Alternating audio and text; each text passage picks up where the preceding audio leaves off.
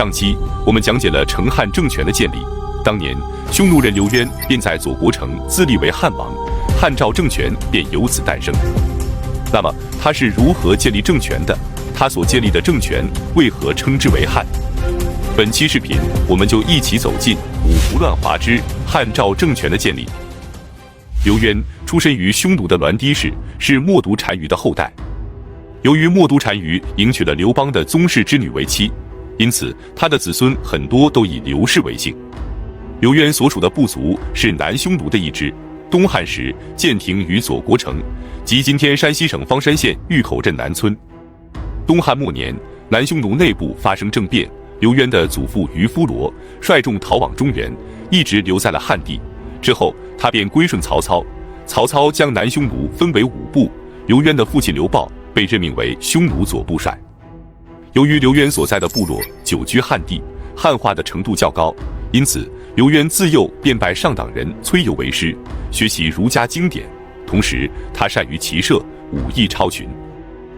264年，即刘禅投降的当年，刘渊作为匈奴的任子被送往洛阳居住，在此期间他与很多的朝中大臣交往甚密。司马炎在位时对刘渊颇为看重，准备让他率军征伐东吴，但遭到了部分大臣的反对。他们认为刘渊是匈奴人，如果给他的兵马少，肯定无法成事；但是如果给他的兵马多，灭吴之后他便会占据江南，不复称臣，或许会造成更大的祸患。司马炎听后只能作罢。279年，刘渊的父亲刘豹去世，司马炎便让刘渊接任左部帅，刘渊才终于摆脱了任子的生涯，回到了滨州。之后他明刑法，禁奸邪，使匈奴5部的实力不断壮大，甚至连幽州和冀州的名儒和俊杰也纷纷前往投靠。289年，西晋朝廷将匈奴5部帅改为匈奴5部都尉，刘渊被任命为5部大都督，正式承认了他在匈奴的领导地位。然而不久之后，由于边民出塞叛逃，刘渊被牵连免官。镇守邺城的司马颖得知后，立即表奏朝廷，任命他为行宁朔将军兼5部军事，使其脱离5部，在邺城为官。随后八王之乱爆发，朝廷内部相互攻伐，无暇顾及匈奴以及其他异族。刘渊的堂祖父匈奴的左贤王刘宣便召集匈奴5部的上层贵族密谋，推举刘渊为大单于，并派遣呼延攸前往邺城知会刘渊。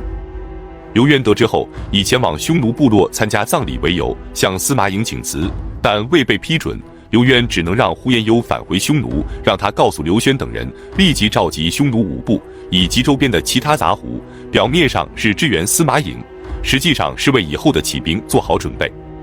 接下来的时间里，他对司马颖异常的恭顺，并赢得了司马颖的信任。304年，滨州刺史司马腾和安北将军王浚联合鲜卑和乌桓等异族，率军攻打邺城的司马颖。刘渊得知后，立即请求司马颖让他返回匈奴故地，调集匈奴5部的大军赶来支援。司马颖便拜刘渊为北单于，让他回去召集大军赶来救援自己。就这样，刘渊终于离开邺城，回到了左国城，被刘宣等人尊奉为大单于。接着他便开始召集兵马，短短20多天，他就召集到了5万大军。接着他派刘景等人率领2万步骑兵前去支援司马颖。然而刘景的大军还未到达，司马颖便战败后逃往了洛阳，刘景只能率军返回。关于这段历史，在前面的八王之乱里有详细的讲述。随后在刘宣等人的劝谏下，刘渊决定起兵自立，建立割据政权。关于国号，他的想法是大汉王朝统治天下久矣，恩德深入人心，因此刘备才能在益州以益州之地对抗曹魏。他自己是汉朝刘氏的外甥，因此他便准备以汉为国号。304年，刘渊在左国城建国，自称汉王，追尊刘禅为孝怀皇帝，并且依据汉制设置了百官，正式与西晋王朝分庭抗礼。滨州刺史司马腾得知后，立即派兵前去镇压，两军在大陵，即今天山西省交城东南展开激战。结果司马腾的大军战败，连忙带领2万余户逃离了滨州。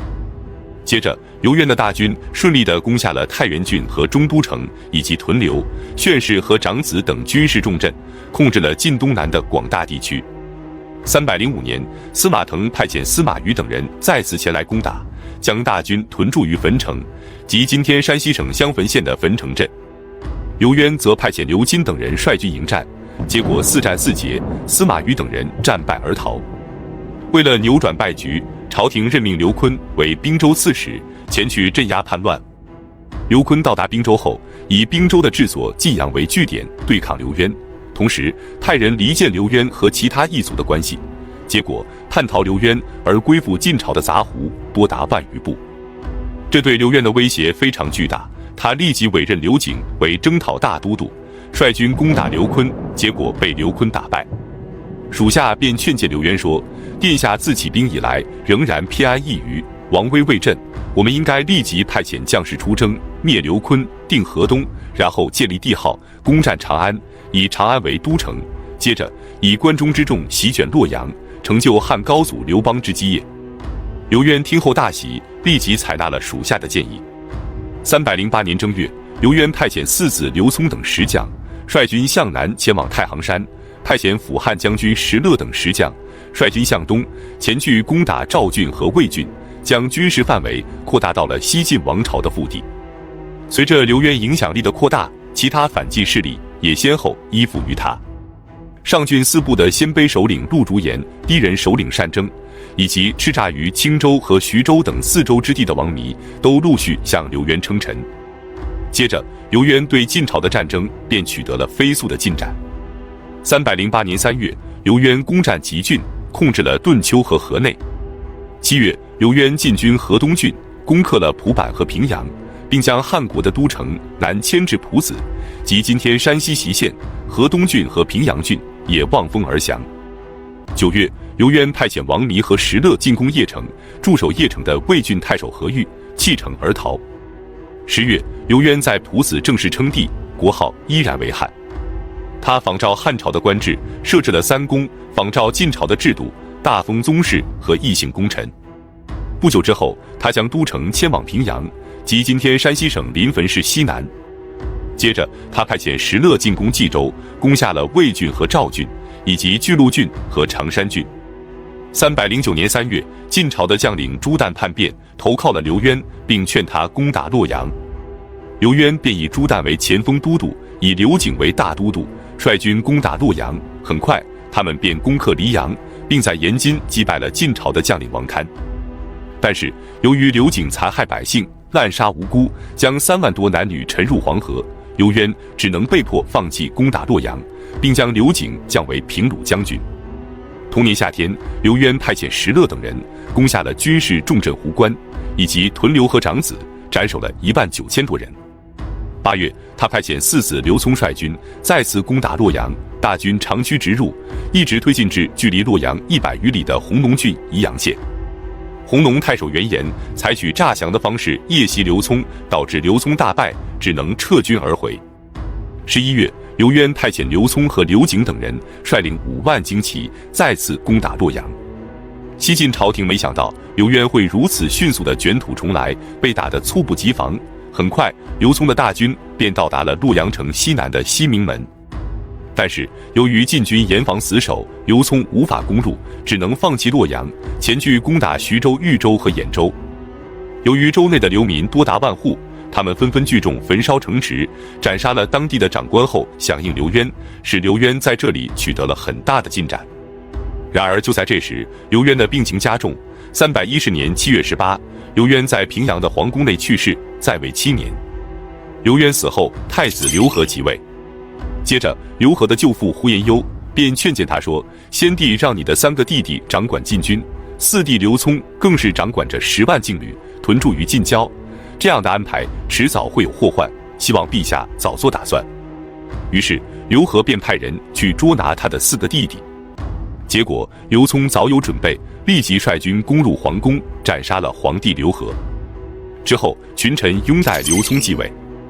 由于他们后来将政权改称为赵，因此史书便将匈奴人刘氏所建立的政权称之为汉赵。